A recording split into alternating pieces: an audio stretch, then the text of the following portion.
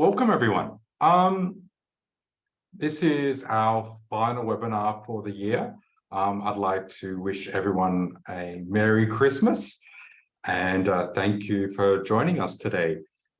This is me, it's not a filter. Can I just get a show of hands from anyone just to make sure that you can hear me okay and that everything's okay? If people could just show their hands, fantastic. Thank you very much. So yeah, this is me, it's not a filter. I am being Santa this year, so I've gone through the process of coloring my hair and beard and everything, and I'm doing this for some charities in Singapore. So it's exciting, first time I've done this, and it's quite exciting to be Santa. So I thought I'd wear the clothes to complete the look for this session. So welcome, everyone. I'm going to be talking about migration to Australia, what's been happening this year, and what's going to happen, or what we expect to happen next year, and things to look out for. So should be an interesting session.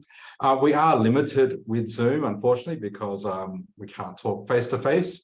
So if you do have questions, you're quite welcome to raise them. There is a Q&A option in Zoom, so please use that to raise any questions that you have. So I'll be monitoring that, and you're welcome to raise questions as we go through. Depending on the question, I may answer it on the spot, or if it's more relevant, I may answer it at the end. We will do a Q&A session, time permitting, at the end of the webinar. So thank you very much again for joining us, and we'll get into it. I will also make a recording of this available via YouTube afterwards. So if you can't stay for the whole session, or you want to let some friends know to watch the session, you'll be able to share that link with them.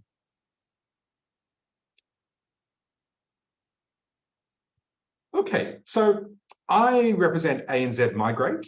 We are a migration firm based in Singapore, established in 2003, and we specialize in migration to Australia and New Zealand. I'm the owner and founder of the company. My name is James, and I'm also a registered migration agent for Australia and licensed immigration advisor for New Zealand. So these are our specialty countries. We are one of the most senior experienced firms in the region offering migration services to Australia and New Zealand. Some people do ask us, why are we in Singapore? I mean, there are a lot of migration agents in Australia. I am Australian. I based the company in Singapore mainly because it's a good hub for us in terms of dealing with our clients that are overseas. So clients not only in Singapore, but in other countries, it provides a very good hub to provide support for these clients. Someone did ask a question already, which is when the recording will be available on YouTube, probably within the next few days. So it won't be a long delay for that. So look out for that. I will make the details available on our website with the access details for that. And you can also go directly to our YouTube channel, which is just ANZ Migrate. So if you search for ANZ Migrate on YouTube, you can find our channel there. We do have small webinars. A lot of the information is out of date now, but we will put this updated webinar on there as soon as possible. Okay. In terms of my credentials, they're there, and that's what I look like normally when I don't grow this beard to become Santa. As I said, registered for Australia and licensed immigration advisor for New Zealand. A quick way to tell the experience of a registered agent is to look at their number, and I'm just going to put my pointer on. And the first two digits of the agent's number tell you the year they first obtained their license. So our firm started in 2003, and I got my license in 2004. My New Zealand license, similarly, is 2008, which is the first year that licensing became available in New Zealand. So I was licensed in the first year that this started. So there's no one with 2007 or earlier, and for Australia, it's 2004. I do have a few other credentials. I'm a qualified education agent counselor. I'm a trained IELTS teacher. And in my previous career, I was a PMP, project manager professional. I used to work with IBM doing IT projects. That was my previous career before I got into immigration. So there's a few credentials there and others, but I think you get the idea, and you've got enough information there to know who I am. In terms of our company, we are one of the leaders in the industry. And I am also one of the leading migration agents in the industry. So not only do I practice immigration, I also teach immigration to other migration agents. So I provide continuing professional development training to other migration agents. You can see an example here of one of the classes I provide. And I train other migration agents. I also help other migration agents with complex issues, problems, and support. So I provide a lot of support to the industry. Someone recently said I'm the migration agent to migration agents, which is true to an extent, but also a migration agent to my clients as well. We have also just been informed that we have won the top 25 global immigration companies again this year. So that's a great award to win. That's recognizing us as one of the leading companies internationally providing immigration services. That's fantastic.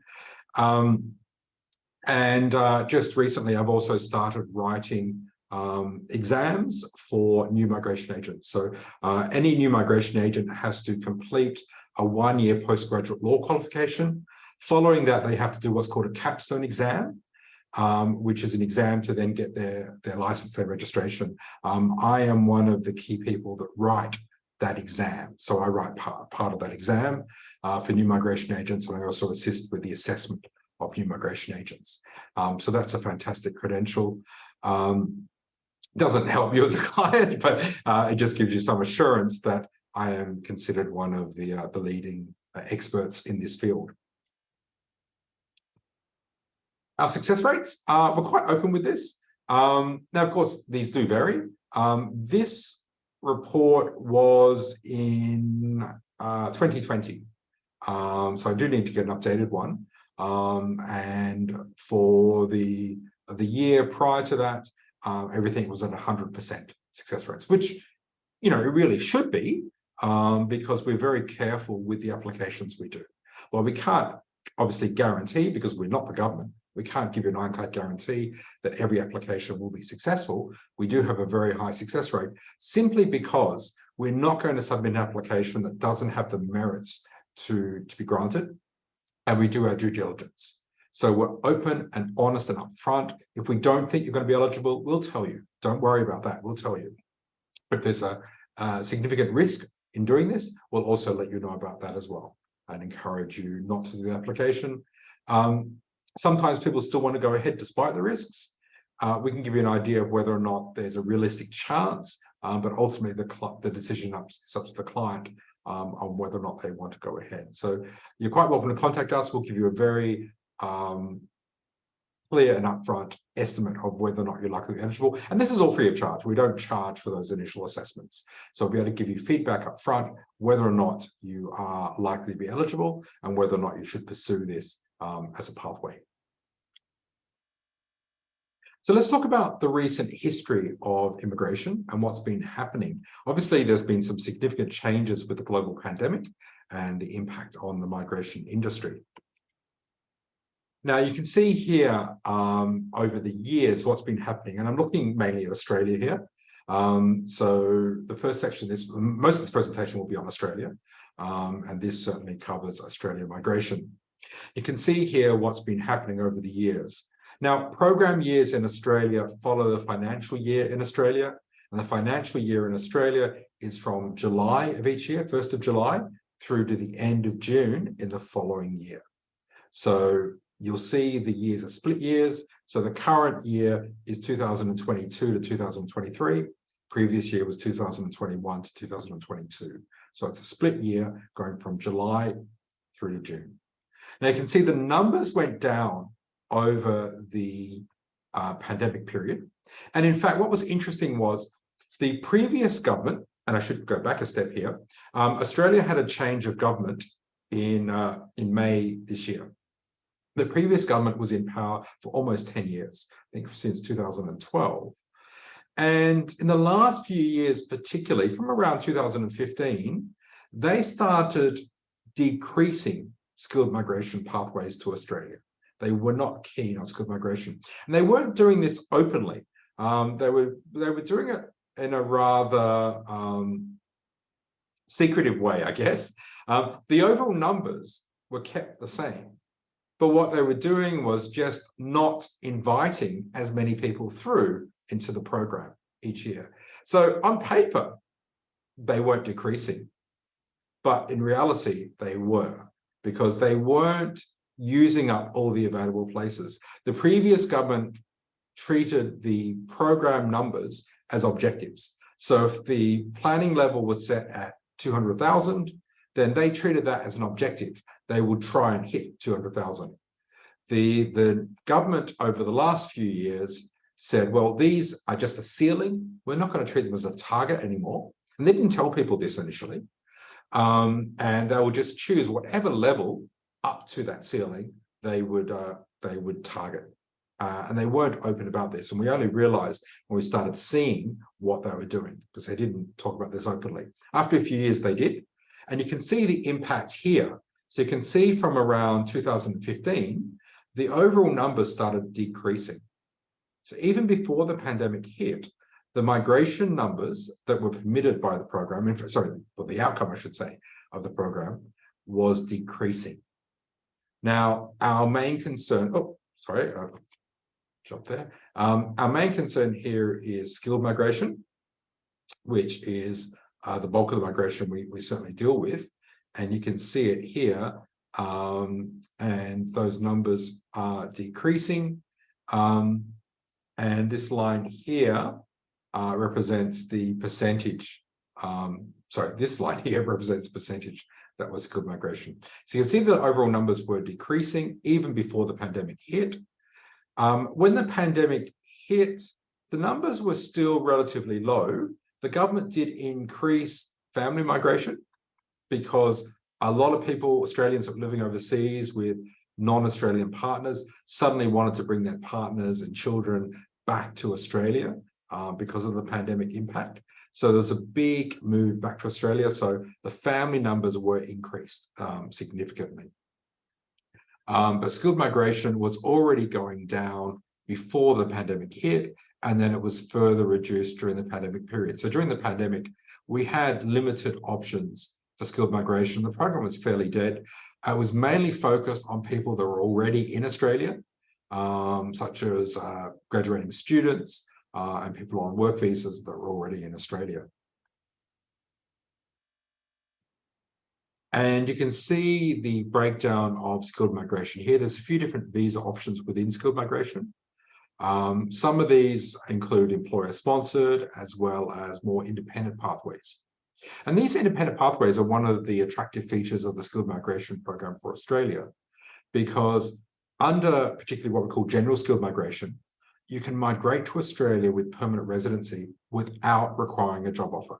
And that's significant because countries like Singapore, for example, you need to get a job offer first, then you get your employment pass or S pass or work permit, and then you would go to Singapore, you'd work, and then after a while you try and get the PR, which is getting harder and harder to get in Singapore.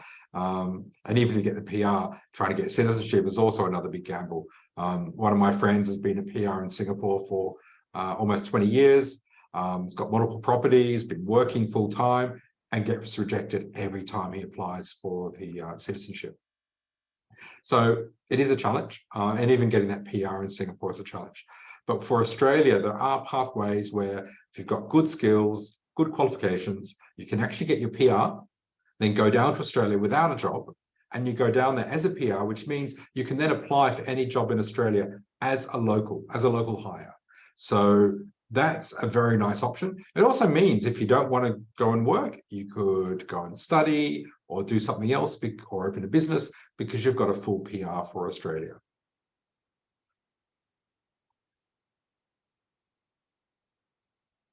You can see the states and territories here, so the various regions in Australia that people go towards. Not much to talk about there, but I thought that would be of interest to share with people.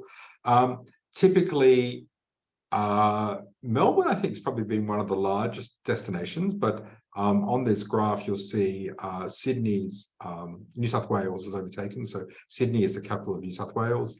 Melbourne is the capital of Victoria.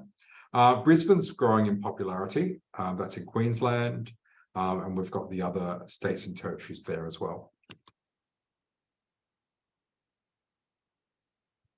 So let's talk about the pathways now for skilled migration. I'm going to talk about the pathways, and then I'll talk about what's happening in the future, or now and in the future, with skilled migration. So we just talked a bit about the history. Let me go through the pathways, just so we're all on the same page and everyone understands the different visa options that we'll be talking about. So the first one is called skilled independent, or subclass 189. So all of these visas have a 3-digit number that represents the visa. Technically, it's called a subclass, and the first one is the 189. So this is skilled, it's independent. Independent meaning that you're not sponsored by relatives, and you're not sponsored or nominated by a state or territory government in Australia. So you're going through based upon your own merits, without any special selection criteria, without any special eligibility. This is the main visa people like to get. It's direct permanent residence. It doesn't have any obligations. So when you get this permanent residence and you land in Australia, you don't have to work if you don't want. You could live in Australia based upon this without working if you wanted to. And you can get the benefits in Australia, the healthcare coverage and other benefits in Australia as well. Now, there is a limited set of occupations that can use this, and these are typically higher demand occupations. So we are typically talking occupations like engineers, IT, health professionals, some finance professionals. General business, marketing, generally are not eligible for this pathway. So it does depend upon the occupation. There's about 200 or so occupations that can use this pathway. Usually we require a high level of English for this, and usually a high level of experience. But lately, the program has opened up so much that many people are getting through even without having high levels of English competency or high levels of experience. So I'll talk about that more in a moment, but the indications are very good for people going through under these pathways. We then have the 190, which is skilled nominated. Nominated refers to a state or territory government, so one of the regions in Australia, agreeing to support the application. Now, we call that process nomination. And basically, it just means they're saying, you've got skills we want in our state, and therefore we agree to support the application process. But that's all. It doesn't give you a job. It doesn't give you any funding, doesn't do anything else other than facilitate this process.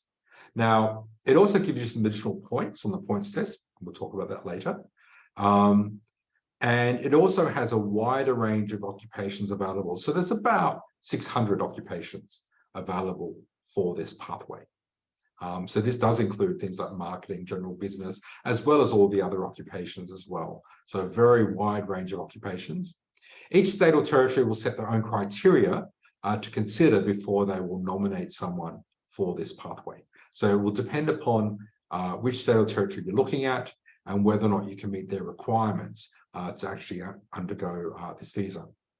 Aside from that, it is a full permanent residence. So it's directly to permanent residence, meaning you've got full work rights, full rights in Australia. You don't have to work. There are no conditions on this visa.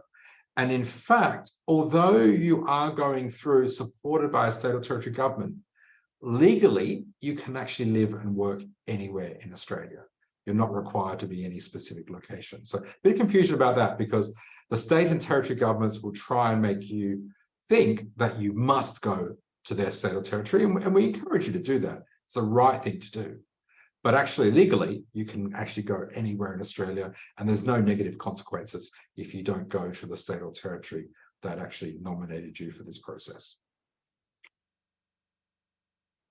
We then have the 491 skilled regional. Now, this one's a little bit different. The first two visas we talked about are direct permanent residence visas, meaning that you're able to go through and directly get permanent residency in Australia. This pathway is different. It's a two-stage pathway to permanent residence, meaning that the first visa you get is not permanent residence. It's a temporary work visa. And after you meet certain requirements in Australia, you can then qualify for permanent residency. So the first visa is an open work visa, meaning you can work in any occupation in Australia. You're not restricted in any way, other than it is limited to regional areas of Australia. So you can live, work, or study, or do any activity in regional areas of Australia only while you're on the temporary visa. Now, those regional areas are basically anywhere in Australia except Sydney, Melbourne, and Brisbane. So anywhere else in Australia is a regional area. Now, the requirements while you're in Australia on that temporary visa, quite simple. You need to be on the visa for at least 3 years. You don't have to stay in Australia for 3 years, but you do have to be on the visa for at least 3 years. And you have to have at least 3 income years in Australia. What I mean by that is the financial year in Australia ends the end of June each year. So you need to have 3 end of financial year dates while you hold that visa, and where each of those financial years you've earned at least $53,900, basically $54,000 Australian for that financial year. Now, how you earn it, of course, legally earn it, doesn't matter. So it doesn't matter if you earned it through a job, or you did investing, or you did a business. As long as you can show for 3 financial years, you have earned $53,900 for each of those 3 years. You show that, and you've held the visa for at least 3 years, you can then apply for the permanent residence. So it is an open work visa, limited to regional areas, so not Sydney, Melbourne, or Brisbane, and you've got that income target to meet. That income could also be from overseas. You could be receiving income from overseas and declaring in Australia, as long as it's taxable income in Australia. So you declare it for tax in Australia, and it's at that level, then you can consider it for this pathway. So it's not a bad option. The good thing about this is it does put you on the pathway to permanent residency. It's just not immediately to permanent residence. One other nice benefit with this that's not normally available to temporary visas is that you do get access to Medicare, which is the government subsidized healthcare system. So you get access to that while you're on a temporary visa. That you don't normally get when you're on a temporary visa in Australia. Normally only permanent residents and citizens get the subsidized healthcare. But on this visa, you do get it. And that means under Medicare, you need to go to a public hospital. The government basically subsidizes your costs in a public hospital and will subsidize to a degree your local GP visits and medications and other costs as well.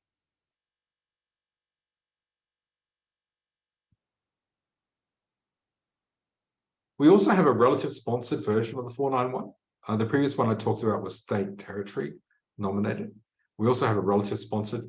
The drawback with a relative sponsored is that it is limited to certain occupations, about 200 occupations, and other higher demand occupations, again, like engineers, IT, healthcare, and a few other professions. Relatives can be up to a cousin, grandparent, or closer. So aunts, uncles, nephews, nieces, brothers, sisters, parents, grandparents, and cousins can do this, can be a sponsor. They must be an Australian PR or citizen living in regional Australia. So again, not Sydney, Melbourne, Brisbane, anywhere else in Australia. And the relative can be yourself, or could be your spouse's relative as well. So anything up to cousin, grandparent, or closer can be a relative, as long as they are living in regional Australia, a PR or citizen of Australia. Now, there is a points test, which is available and required for the general skilled visas I just talked about. So all of these have a points test. I'm not going to go through the points test in full detail. I put some of the key points that are considered here, but the idea is that you get points for different attributes. So for your age, you get a certain number of points. And in fact, generally, the older you get, the less points you get. With all of these programs, they are normally capped at under 45. So normally when you hit 45, that's it. There's a few special exceptions and a few ways we can get people in that are 45 plus, but generally it's a no. So for most people, once they've hit 45, that's it. And in fact, once they hit 40, it becomes more difficult. The age boundaries are 33, 40, and 45 as a cutoff. We also look at things like English language competency, and there are a few English language tests that we can use. IELTS, PTE are the main ones. We can also use TOEFL and a few others.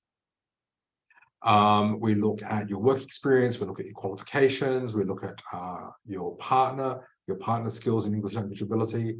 There can be points for having a second language other than English, points for study in Australia, additional points if you studied in a regional area in Australia, and so on. So there are points considered here. The minimum points required is 65. Generally, we don't see people getting more than 100. So typically you're looking around 65 to 100 points for most people. It'd be rare to see someone at 100. I think most of our clients would typically be around 80 points, maybe 70 to 80 points. Most of our clients would typically be around that level. But 65 is the minimum that you must achieve. Now, the way general skilled migration works, very, very simplified, is you have to prove that you are qualified first. And that involves doing an English language test upfront. So you need to do an English language test. The two main tests that we talk about are IELTS and PTE, Pearson Test of English. The IELTS is graded from 0 to 9. And there are 4 sections: reading, writing, listening, and speaking. The PTE is similar, but it's graded from 0 to 90, so a different scoring scale. Generally, I find most of our clients get better scores on the PTE test, but the PTE test is computer scored. There's actually AI software that grades people. And sometimes if you've got a very strong accent, you may not do as well with the oral part of that test with a PTE, with the computer not recognizing your voice very well. But generally, I'd say do the PTE. Most of our clients get better outcomes with that. Now, some people do ask us about exceptions for the English language test. At the moment, there are a few citizens that get exceptions. It includes the US, UK, New Zealand, Canada, Ireland. They get exempted from the English language test. But if they want to claim points, they have to do the English language test. So even a British citizen, if they want to claim points for English language, and usually you want to claim points for it, then they would have to go do the English language test. They only get exempted from the threshold requirements. Now, there's no other exemptions. So even if you're from Singapore, and you've been working in an English environment, even if you're an English teacher, there's no exemption. So it's a citizen of certain English-speaking countries. They do get an exemption, but no points. So if they want points, they've got to do the test. So although we do have some US and UK clients, they can get by without English language test. In practice, they'll be doing an English language test because they need those points. So no other exemptions, unfortunately. So the first stage involves the English language test and also an occupation assessment, which is called a skill assessment. And once we've identified the occupation to be classified under, there is a process to go to an authority in Australia who will then assess whether or not you meet those occupation requirements in Australia. So it is to Australian standards. It's not the overseas standard. So for example, if you're an architect, you typically need to have a master's in architecture, not just a bachelor, because that's the current Australian standard. So 5 years of study, including bachelor and masters. If you are an IT professional, we've got a few different options. You could have a bachelor degree in IT and between 2 to 4 years experience. You could have a diploma in IT, and then it might be 5 to 6 years of experience. It's even possible with IT to have no relevant degree and show at least 8 years of experience in an IT field. So 6 years if you've got a degree that's not relevant, or 8 years if you've got no degree in IT, or no degree at all, actually, I should say. So we've got different pathways, different options for different occupations. So we've got different authorities for these, and they will determine what the requirements are. And so part of the assessment process we do when we assess you is checking whether or not you can meet the requirements for your occupation with the relevant authority. That's important, but that's only the first step here. So we do that, we do the English language test up front, and then you can be considered for different options. And depends then on what the pathway we're looking at. So if your occupation is eligible for the skilled independent, the 189, then we'll put you forward for consideration. And every month, the government will select people based upon their points and invite them to apply for the visa. So 189, they'll issue the invitations every month, and then they'll invite a certain number of people. Now, the people are ranked by points. So the higher your points are, the better chance you've got of getting that invitation. But recently, we are seeing people invited for many occupations at 65 points, which is extremely unusual because normally we'd expect people to need 70, 80, 90 points, depending upon the occupation. But many are getting through now at 65 points. This is one of the best times I've ever seen for doing skilled migration. It's fantastic. Now, that's a 189. For the 190 and 491 with state territory government nomination, your invitation comes through when they agree to nominate you. So if they agree to nominate you, then you get your invitation. And if you're doing relative sponsored, it's the same as a 189 where it's points ranked and points selected. But again, we're seeing people through at 65 points for that. So very, very good options. It's a very good time to do this. And I'll talk more about that in a moment about what's coming up in the program. So basically, once you've got that invitation, you can then go ahead and apply for the visa, and then it's fairly straightforward from that point on. With the visa, there's no further subjective selections. It's you just proving you meet all the criteria and then waiting for the visa grant. Of course, there are other criteria to meet, basic health standards to meet, no major criminal history, requirements like that still have to be met, but there's no selection process going on. You're not competing for a place anymore. It's a matter of just showing that you meet all the criteria.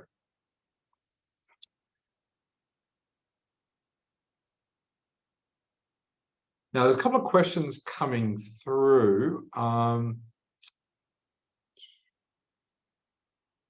I've got those here. I will answer those a little bit later in the relevant sections. So I've got your questions that have come through.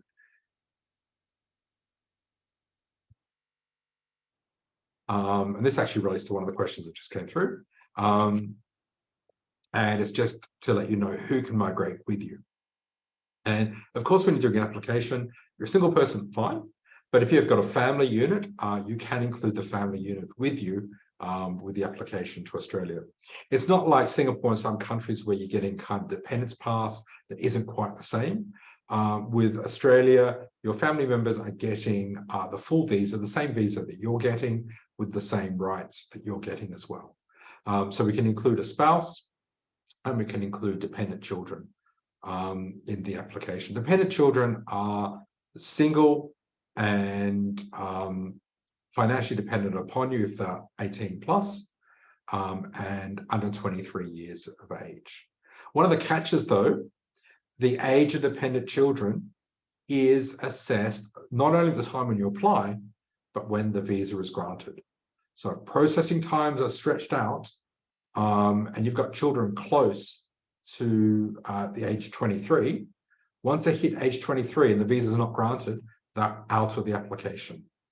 This is unfortunate, but it's just one of the challenges, I guess, with immigration. Interestingly, New Zealand doesn't operate that way.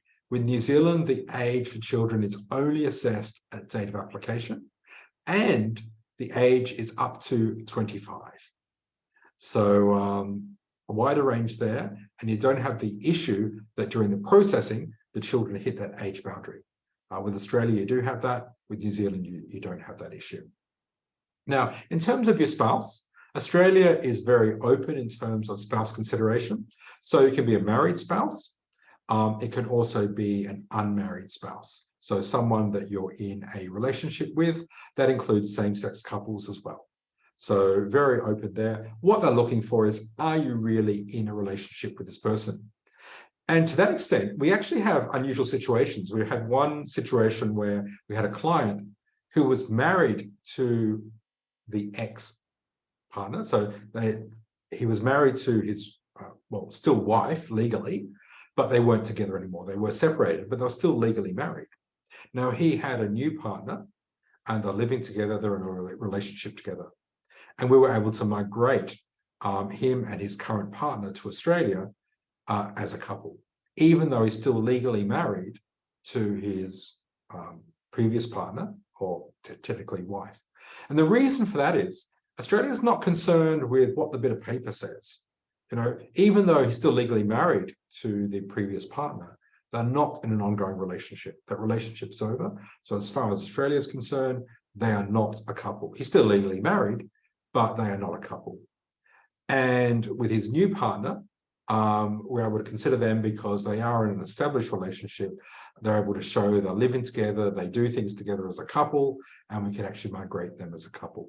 Now, the general rule for unmarried couples, same sex or otherwise, is that they have been in a relationship for at least 12 months. We normally expect they are living together, but it's not a must. If there's very strong evidence of the relationship and you're not living together, we still may be able to get you through, particularly if there are impediments that would prevent you living together. For example, same-sex couples in Singapore, often we find they're not living together because of the family expectations and they have separate households. So it does depend upon the situation, but talk to us and we can talk to you about it. The living together is preferred, but it's not an absolute must. But if you're not living together, you do need to have solid evidence of a relationship. If you're not living together and you don't have solid evidence relationship, like doing things together, shared finances, travel together, these kinds of things, then we basically just see you as dating, boyfriend-girlfriend, or boyfriend-boyfriend, or girlfriend-girlfriend, and we can't consider you as a couple for the immigration process. Now, that also means, and this is a question about this, that even if you're an unmarried couple, but you are a couple, you can get points from your partner under the point system for the partner points, if your partner meets certain requirements. Basically, when it comes to partners too, it's not a choice. I mean, if your partner meets the requirements, then they're considered a partner. They don't meet the requirements, then we don't consider them a partner. So if you were not living together and you don't have evidence that, and you're not, you can't show that you've got things like shared finances and strong evidence of an actual relationship, but it's just someone that you go out with and spend time with, then we can't consider them as a partner, and then you can't claim partner points, and you'll be put down as single in the application. So it will depend upon the situation. But you can claim partner points even if the person's not married, but they are legitimately a partner, and you can show that. In terms of partner points, because that is a question someone asked, if you're single, now this is interesting. If you're single, you get the full partner points of 10. This is a new change the government made a few years ago. So single people get the full partner points. They're not disadvantaged by being single, basically. But if you are partnered, and your partner doesn't have English, basic English, and doesn't have a skill, then 0 points for partner. If your partner has basic English only, 5 points. And if your partner can do a skill assessment for an occupation and has basic English, then you can get 10 points for your partner. So very important when you are sending us information to assess. to include the details of your partner, a CV resume for your partner and their age, as well as your own.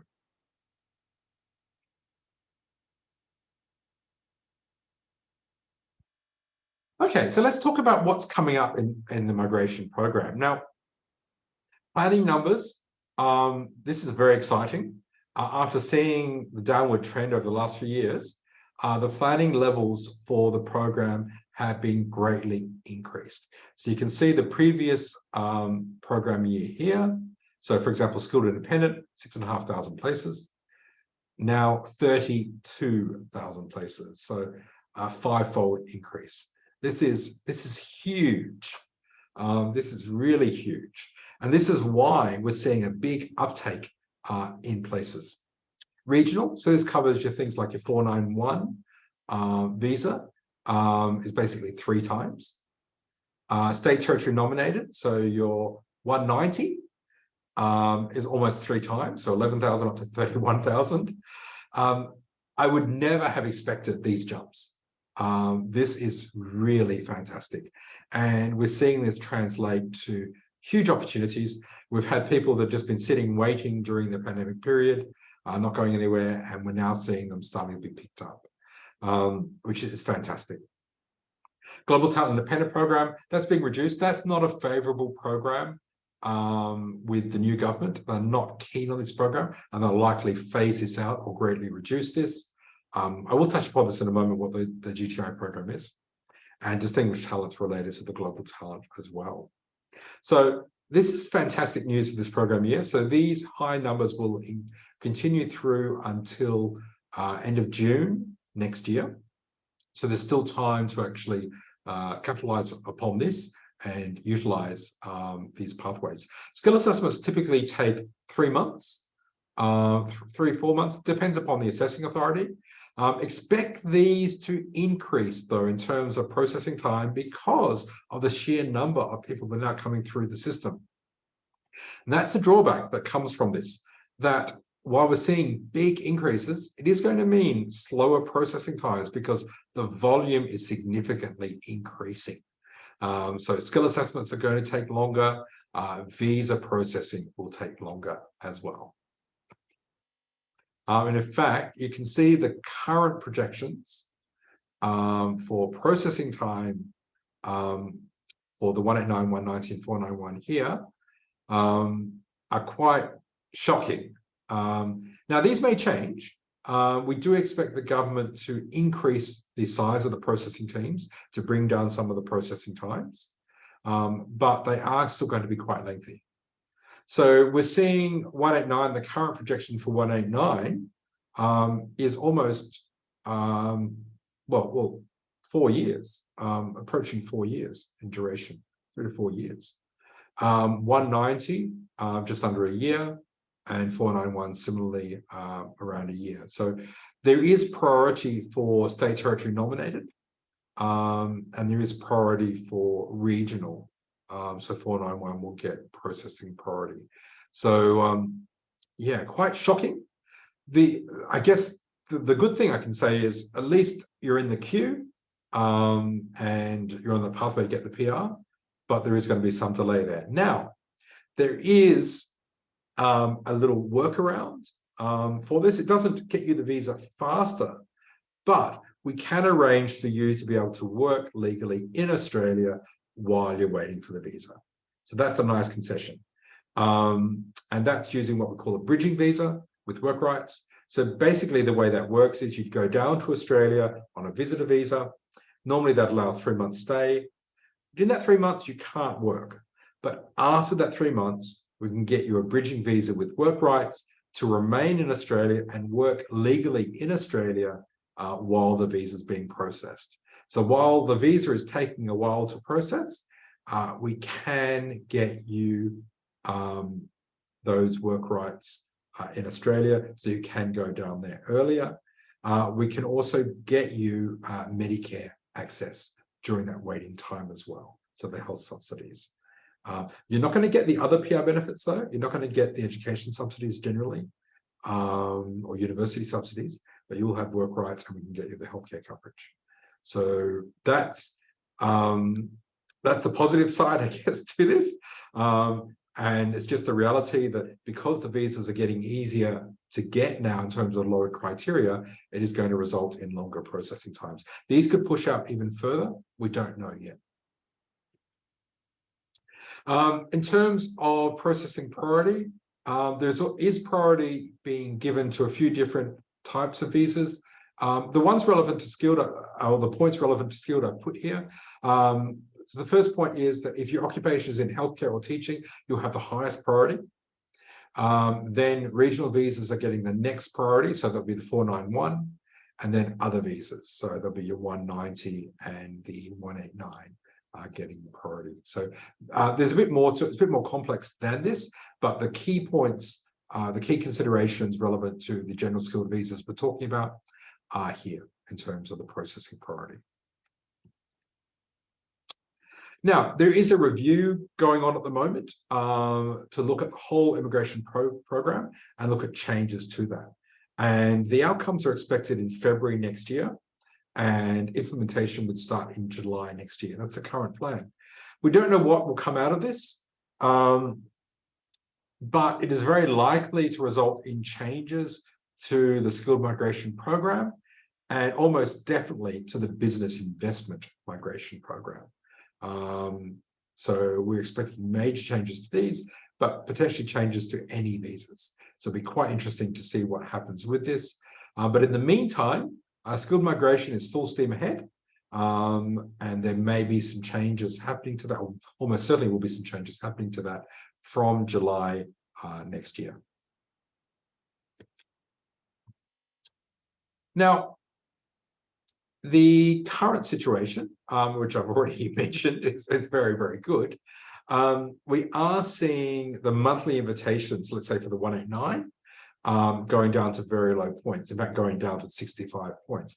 Not for every occupation, but for many occupations. So engineers, engineering managers, we're seeing them go down to 65 points for selections, which is fantastic. Some of the ICT professionals, like software engineers, we don't expect them to go down to 65 just because of the high number of applicants in the queue for these occupations. Personally, I think they'll hover around 80 points to get invitations for occupations like software engineers. But this is a guess. You know, we can't be certain. It depends upon how aggressive the government wants to be in bringing these people across. So we'll need to see. The data we get on this is usually 3 to 4 months behind. So statistics usually are released 3 to 4 months after the actual activities. But we've got an idea from our own clients and what's happening with our own clients. We've got a fair idea of what's happening in terms of the invitations.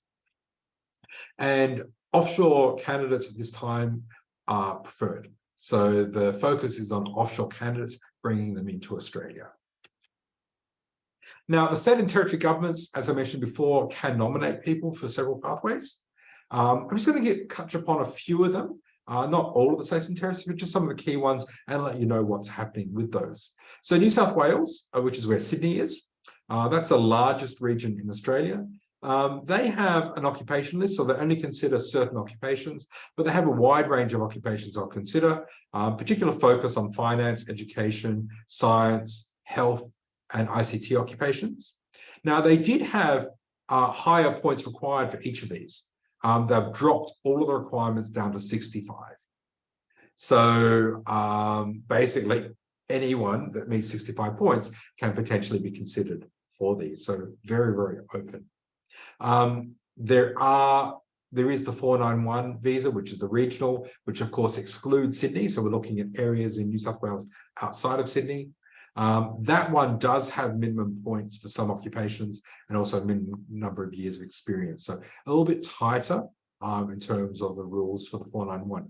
Might seem strange because obviously the 190 being a direct PR and going anywhere is better and preferred.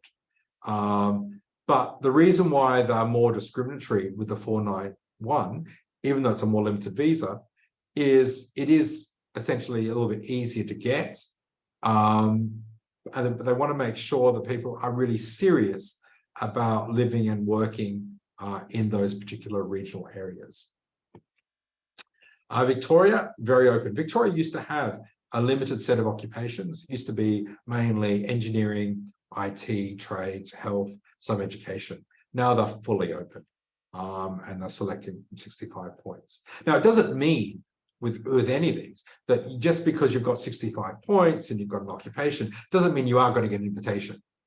They can still make selections, but they're very, very open at the moment. They're selecting a lot of people. We're seeing selections for 65 points for a lot of the states and occupations. So it is very open, and it's certainly a good time to be doing this process.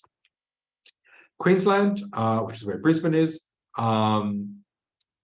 they are very open. They do have a requirement for 190 that you have at least 80 points. So they haven't dropped that down to 65. So being a little bit more selective with the points of 80 points. And 491, which is regional Queensland, which includes, by the way, Gold Coast and Surfers Paradise. That's regional, 65 points. They do require proficient English, which is a higher level of English. So that's an IELTS of 7 or a PT of 65, minimum of 3 years of experience. So they've got some higher requirements for Queensland, but many people can still meet these. So it's still worth considering depending upon your situation. Western Australia does have a limited occupation list, and some of those occupations will require a job offer, but there's still many occupations that don't require a job offer. So that's opening up as well. South Australia has always been a favourite for the immigration program, especially for the 491. And the reason for the 491 being a regional visa and being attractive for South Australia is South Australia have a wide range of occupations available. Generally, their criteria is not too high, and the whole state is covered by the regional visa, including the capital city. That's always been popular for the 491, but also the 190. They do have an occupation list, different requirements for each occupation, but most of these do start from 65 points. Okay, so that's the situation with state territory nomination, which is quite positive at the moment. As I mentioned, when we assess, you'll be able to give you an idea of what the likely options are, but of course these may vary and will vary over time. I'll just touch upon some other visas. We have the Global Talent Independent, which has been a popular visa in the last few years. Places are decreasing, so the government is reducing this visa, but there are still some places available for it. We were looking at 15,000 places a year during the pandemic. It's now 5,000 places and likely to be decreased further. But basically, this requires a person to demonstrate that they've got significant achievements in one of the priority sectors. And there's 10 priority sectors you can see listed here. And you need to demonstrate that you've got significant achievements of international level within these sectors. So we're talking about people that can demonstrate major achievements. I'll give you some examples here. It doesn't have to be extreme. So, for example, we've had clients get through where they're doing an IT sales role across Asia Pacific. Was one person we had get through this. We had another person that developed some leading edge AI software for their company in Malaysia. And that was enough to get her through because she was doing AI because of something that was significantly beneficial for the company, even though she's not doing it internationally. We had someone else that was doing coordinating drug trials across teams across Asia Pacific, and that was sufficient to get her through. So it can be interesting. What's not going to get you through typically if you're just doing a standard normal job, and there's nothing that would be extremely notable or significantly notable about what you're doing. So we're looking for outcomes generally that got big impact, either big value or innovative or significant in the industry. These are the types of achievements we're looking for. But if you think you might be that caliber, talk to us and we can give you an idea of whether or not this is a potential pathway. There is also a special pathway here for recent PhD graduates within the last 3 years. And if you are doing a PhD where your research under that PhD is something that could be value to Australia, then it's possible to get through based upon your PhD. There are business and investment pathways and entrepreneur pathways for Australia and New Zealand. The options for this are very limited at the moment. We are waiting on the government to decide what they're going to do with regard to these programs. So they are there, but very limited, and we're waiting to hear from the government about the future direction for these programs. In terms of New Zealand, there's been some big changes. Skilled migration for New Zealand was on hold completely during the pandemic period. That has recently resumed, but they've upped the points significantly. So there's a different point system, same concept, but different point structure that's used by New Zealand.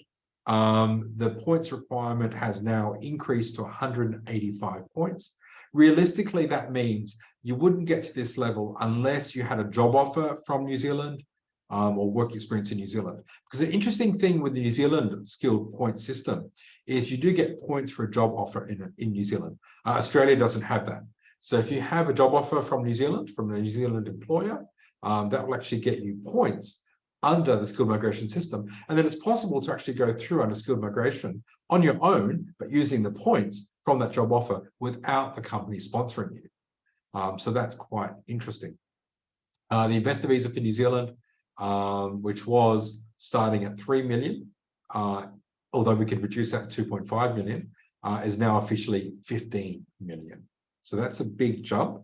But in practice, we can reduce that to 5 million, but nothing below that. So although it's officially said 15 million, in practice, it can come down to 5 million, but no lower. So quite high for an investor visa. And there's been a lot of changes with the work visa systems in New Zealand. Okay, so that's a quick overview of what's been happening and what we're expecting to come in the near future.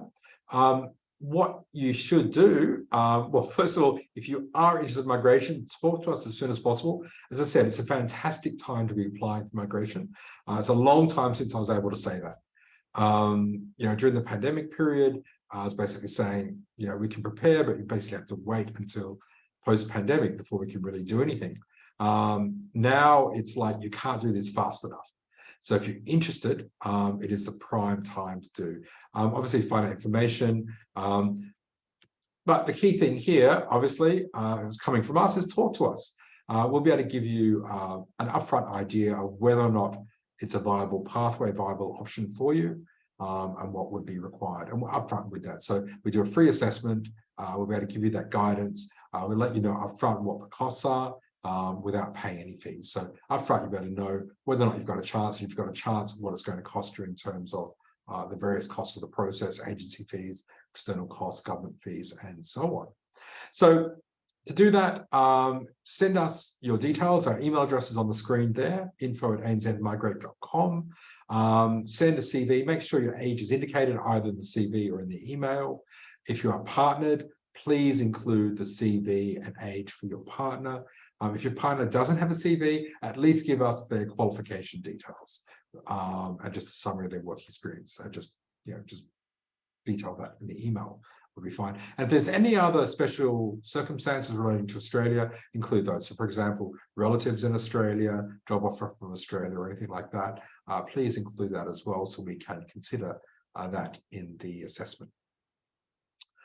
Okay. That rounds up with the information I wanted to share today. I'm happy to spend a few more minutes on Q&A. So if anyone has any questions, you can raise them in the Q&A box, and I'll go through. There's a couple of questions that I will cover as well that I can see have been raised. And if there's any others, do raise it now, and I'll be happy to go through your questions. Okay, so let's have a look. Okay, someone's asked, which visa is suitable for a surveyor? So surveyors are assessed by the SIS, I say SIV, that's Singapore. So surveyors generally, yes, surveyors can go through with all of the visas. I believe they're on the high demand list. I'll need to check. but surveyors, generally the options are good for surveyors. But send us through your details and I'll check that. But from memory, they are on the high demand list.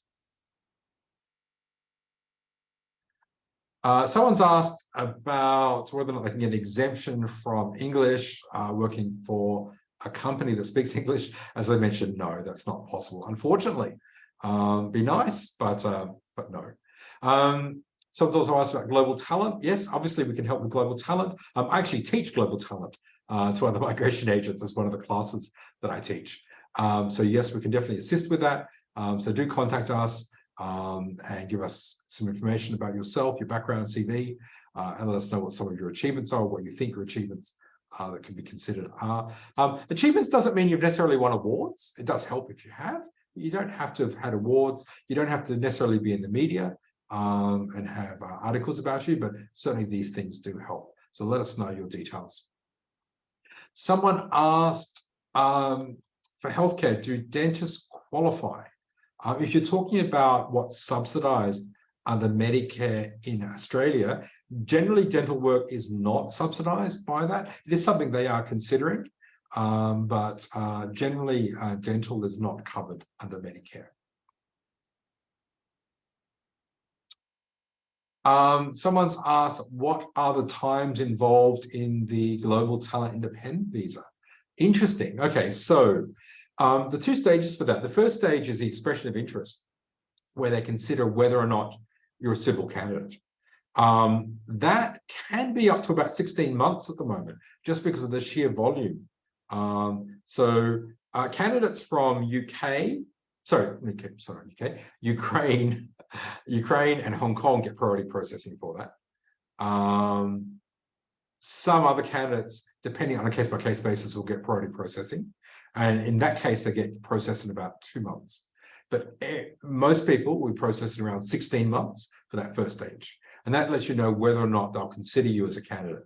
If they get a positive outcome from that, you can apply for the visa. Normally, the visa processing time is about 3 months, but that is likely to be lengthened because of the priority changes in Australia. We don't know what the new processing time will be, but it likely will get a little bit longer. Someone else has asked, university study pathway. That can be used.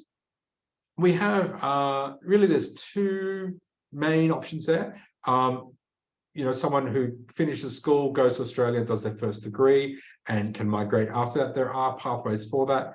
A lot of that will depend upon state and territory options. We are also education agents, so we can do education placement in Australia. And one of the advantages we have in doing this is we can advise you of your pathways to migration as well as the same time. So make sure that you are studying something that is going to give you a realistic chance for migration and give you advice around that to maximize your chance. We also have some people that are usually older that will go down to Australia and study a master's. Now, the interesting thing about studying a master's in Australia is if you're a couple and one of you studies a master's, the spouse gets full-time open work rights. So someone studies a master's, their spouse can work unrestricted with full-time work rights. Which can be a great option because once they establish themselves with an employer, then they can look at options like employer sponsorship to actually get the permanent residency, or there may even be options to get state or territory nomination because you've been living, working in that state as well, without having to worry the employer about actually doing a sponsorship process. So that can be a useful pathway. Again, talk to us and we can let you know about your options there. Someone's asked expected wait time for a subclass 189. I did cover that. It is approaching 3 to 4 years now for non-healthcare or education occupations. Hopefully that will come down, but unfortunately, that's what the processing time is moving towards.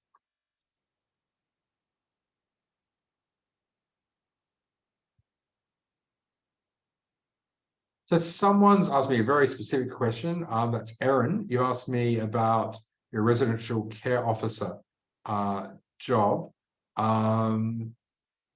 Yeah, it's probably a bit more complex to talk about here. Send us an email if you haven't already. I think you said you have sent us an email. and I'm happy to look at that and give you advice via the email. That'd be the best for that. Someone's asked about lab technician or biotech person. So lab technicians can be okay. It does vary, but there can be options there. Biotech, biotech engineering, certainly. Biotech, more of the science role, possibly. I'll need to see your details and qualifications and so on and give you a better idea around that. But potentially there can be options there. These are occupations that can be considered. Someone's a civil engineering graduate, but 4 of their 6 years are doing a QS, quantity surveyor role.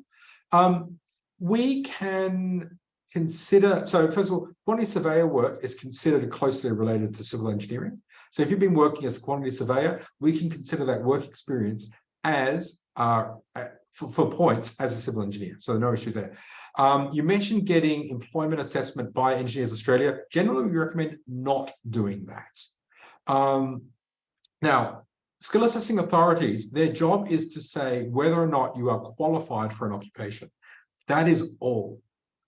But some of them have taken on the job on their own volition of giving statements about employment experience. This has no legal basis. They are not authorized to do this.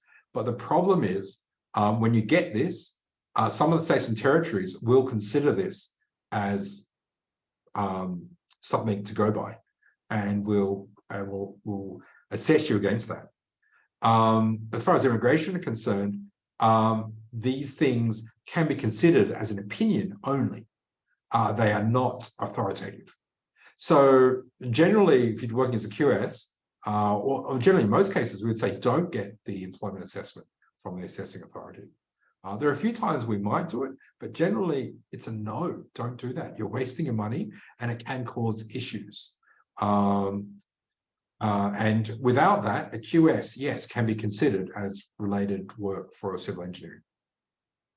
Someone's clarified a question about dentists. Can dentists after getting PR practice in Sydney? Depends upon the visa, but if you've got a PR, then yes, you can work anywhere in Australia, even if you're nominated by another state. If you were under the 491 regional visa, then obviously you can't go to Sydney. Dentists can be difficult. If you've got an Australian degree, then it's a lot easier. You've got to, we've still got to go through the dental council, but if you've got an overseas degree as a dentist, it is quite a bit of work, and you will have to do an exam in Australia as part of that qualification assessment process.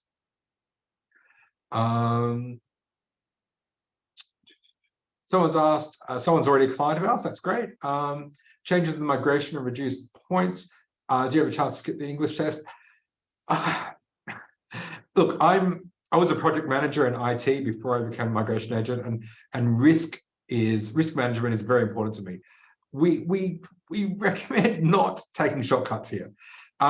What we can do is we can still put forward the EOI without the additional English points. You still need to have, you still need an English test, and that's required. Even if you're not claiming any points, you still got to show you meet the threshold, unless you've got a UK, Ireland, New Zealand, Canada passport. You'd still have to do a test just for the minimum points. But if you don't get higher points, we can still put an EOI in based upon those lower points. But we'd recommend, if you think you're capable, do another test to get those higher points. So you still need a test before you can get that EOI in, unless you're from one of those English-speaking countries with a passport, one of those countries. So in practice, yeah, most of our clients, you still need to do a test to be considered. But if you don't get, the higher score, but you still meet the threshold, which is IELTS 6 or PTE 50, we can still put the EOI in, and you might be able to get through with that. And we can see how you go. And in the meantime, I would recommend, it depends on your situation, but recommend trying for a higher score on the English language test.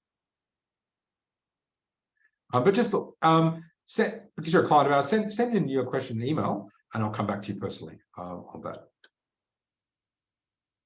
Someone asked, skill assessment, what if the previous employer won't give a certificate of reference? It worked for them. Yeah, so often we do want to prove the employment. Not all skill assessments require evidence of work experience. For example, an accountant, we don't need evidence of work experience. An engineer, we might not need evidence of work experience, but IT professionals we do, marketing professionals we do, many occupations we do. We also, for claiming points for employment experience, we need proof of the employment, and that generally means reference data from the employer. Now, if they won't give it to you, there are a few options. Often, you can get an ex-colleague to do an oath or a declaration confirming that you were working there and the details of that, and provide some other supporting documents like your employment contract, pay slips, and so on. It's even possible to do a statutory declaration by yourself confirming the details. Now, these are not ideal, and we may not be able to use it in every situation, but there are some situations where we can get by with these, so it can be possible. So just raise that when you talk to us, and we can let you know whether or not we've got alternatives we can use for your situation. Someone asked, can I apply global talent parallel with a skill visa? Sure. It's going to cost you a bit of money in terms of the visa fees, but yeah, they don't exclude each other. But that may be realistic for the waiting time. So if we think your chances for the global talent are not that high, then it may be worth putting the skilled visa in at the same time for consideration, depending on the situation. But yeah, there's nothing that excludes you from doing both. But again, depending on the situation, what we think the chances are like. Someone's asked, I've got 2 years of postgraduate experience in the field of surveying. Which visa should I apply to migrate to Australia? The profession is in high demand. Okay, well, let me answer this with a very general answer, which is when we're doing general skilled migration, we generally want to keep all of the visa options open. So independent, state nominated, both regional and the 190 permanent residents. We recommend keeping all these options open. And then when you get the invitations in, you can decide whether or not you want to take the invitation or wait for something else. And we can put multiple what we call expressions of interest in, which are your consideration. We can put multiple ones in. And in fact, when we are considering different states, we'll generally put different ones in for each particular state to keep them separate, because states are jealous of each other. And if one state finds out you want to be considered by another state, they'll generally reject you. So we will normally put multiple ones in, each one only for a specific state or territory. So it will depend on the situation. Yeah, we'll advise you on that when we assess your case. Okay, look, some great questions there. Thank you very much for sticking with us.